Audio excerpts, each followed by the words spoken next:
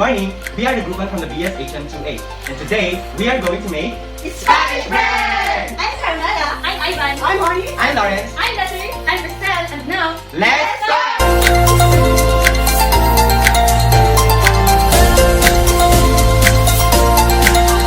Making Spanish bread, we will be needing dough and filling.